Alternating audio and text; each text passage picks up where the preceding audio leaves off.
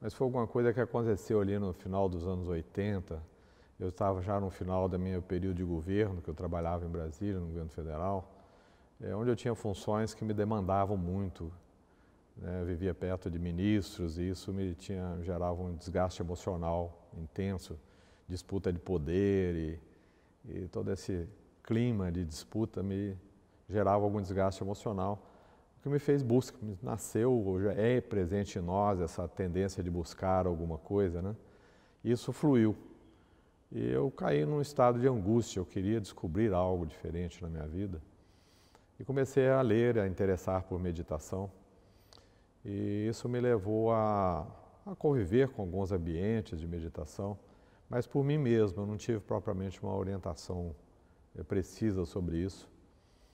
E comecei a me interessar pela meditação hinduísta, principalmente por um mestre que foi muito significativo na minha vida, que foi Ramana Maharshi, um mestre indiano que morreu nos anos 50, acho que ele morreu em 56.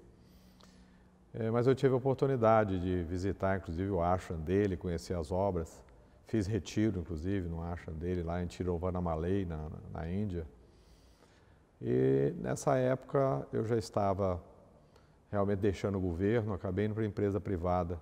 Fui trabalhar numa empresa eletrônica em São Paulo, na Sharp do Brasil.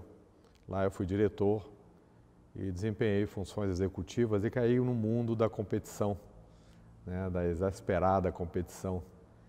E nesse período, logo depois, veio o Plano Collor, que gerou para nós, nessa época, uma condição de muita angústia, porque houve uma abertura econômica no Brasil e eu era encarregado da empresa de expansão de mercados e tive que andar pelo mundo todo. Com isso eu voltei à Índia e aproveitei, fui à Tailândia, Mianmar e comecei a ter contato com outros aspectos da meditação, que foi aí que eu tive a primeira vez a informação da meditação Vipassana.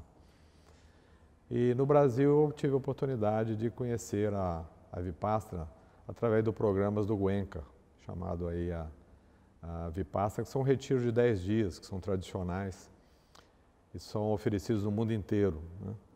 Eu fiz 2 vezes esse retiro de 10 dias e aí sim eu achei que eu tinha encontrado realmente uma prática meditativa mais adequada para o meu interesse, minha necessidade, inclusive, na época. Nesse período, eu me lembro que meditação ainda era uma coisa meio exótica, principalmente no Brasil. Eu meditava durante o dia lá na empresa onde eu trabalhava, eu me trancava no escritório para poder meditar, porque era tido coisa de desocupado ou de maluco, né? E como eu não queria passar por nenhum dos dois, eu me escondia, né, para meditar, entende? Tão estranho que era isso, né? Isso foi me levando a buscas mais intensas. Eu acabei encontrando muito da meditação Vipassana ou da plena atenção nos Estados Unidos, que lá eles chamam de mindfulness. A tradução é plena atenção. E com isso eu passei a conviver e tive a oportunidade de ter sido aluno, inclusive, vivenciado em retiros, experiências com grandes mestres ainda hoje conhecidos, como Joseph Goldstein, Larry Rosenberg, né, Jack Kornfield, que são grandes autores e mestres, né, que trouxeram a Vipassana da Ásia para os Estados Unidos e hoje são exemplos de instituições, inclusive, né? O Insight Meditation Society, né, que fica perto de Boston, é uma organização criada por essas pessoas. Esses 3 que eu citei são instituidores dessa organização. E com essa convivência com eles, em fazer retiro, eu passei a fazer 2, 3 vezes por ano retiros lá nos Estados Unidos. Fiz de 10 dias, 20 dias e eu comecei a sentir que só eu não estava sendo o suficiente para preencher meu interesse de aprofundar e de conhecer mais. E começou a me surgir um impulso, né, de dividir mais isso com os outros, né? Aí eu convidei alguns amigos para meditar comigo. Obviamente eu já tinha aí uma certa prática e experiência e conhecimento. Resolvi transmitir para esses amigos o que eu já tinha aprendido até então. Esses amigos gostaram, chamaram outros amigos. Isso foi crescendo. Quando foi lá em 2005, mais ou menos, Nós começamos a fazer isso de forma organizada na minha casa. Lá pelas tantas, isso passou a ser grupos de 25, 30 pessoas, já não cabia mais na sala lá de casa. Eu comecei a ir nós começamos então a fazer, a partir de 2006, 2007, nós fomos para o Clube Amigo, lá nós alugávamos sala, e era uma vez por mês que nós fazíamos, aí já a demanda começou a ficar grande, nós passamos a fazer 2 vezes por mês, e a coisa foi expandindo.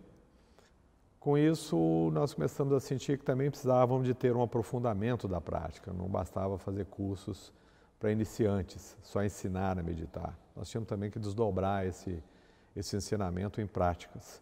Começamos a fazer retiros de um dia, depois disso, em 2008, nós fizemos o primeiro retiro, foi uma primeira aventura nossa de trazer um monge africano muito interessante, foi o primeiro monge Vipassana da África, o Buddharakkhita, o Bhante Buddharakkhita veio fazer aqui o nosso primeiro retiro de 3 dias.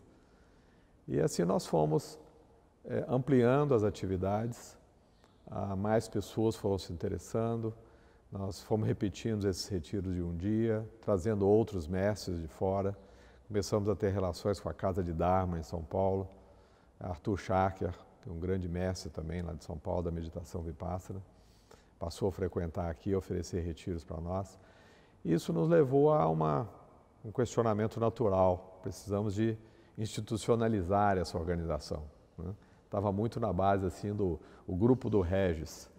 Isso, além da informalidade do grupo, me gerava um desconforto muito grande, né, de essa pessoalização do trabalho, né? Eu nunca concordei, eu tenho uma cultura aí de Krishnamurti, entendeu? Que essas coisas que são muito institucional em cima de um indivíduo acaba gerando vaidades e disputas, né? E inclusive prejudica a continuidade do trabalho, né? Eu sempre fiquei muito preocupado de que nós tínhamos que ter um foco institucional e despessoalizar essa coisa, não ser só em cima de uma coisa. E nos preparar para formar mais pessoas, inclusive, para que a instituição pudesse realmente dar continuidade, né, sem percalços, né, caso algum de nós viéssemos a falhar, o que certamente acontecerá, né? Então, com isso nós resolvemos, né, constituir oficialmente, né, a sociedade. Foi escolhido esse nome, Sociedade Vipassana de Meditação. E em 2010, em maio de 2010, foi constituída, né, dia 22 de maio, conseguimos oficializar a instituição.